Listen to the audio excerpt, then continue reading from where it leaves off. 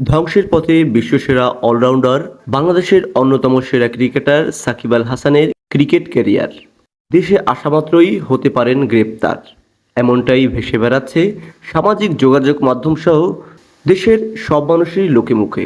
গত 5ই আগস্ট সরকার পতনের পরে একে একে যখন আওয়ামী লীগ সরকারের নেতাকর্মী এবং সংসদ সদস্যরা পালিয়ে বেড়াচ্ছেন, ঠিক সে সময় বিদেশে অবস্থান করেছিলেন বিশ্বসেরা অলরাউন্ডার সাকিব আল হাসান।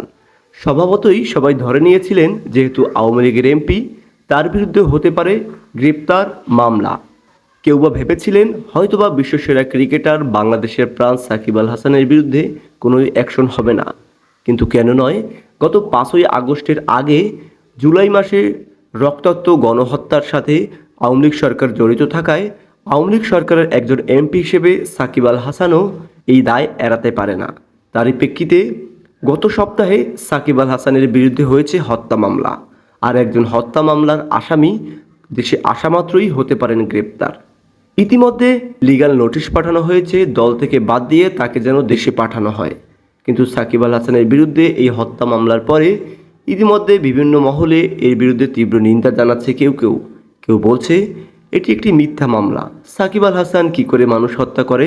কেউ কেউ বলছে যেহেতু আওয়ামী সরকারের সাথে সাকিব আল হাসান জড়িত রয়েছেন, সেহেতু এই হত্যাযজ্ঞের দায় এড়াতে পারে না সাকিব আল হাসান।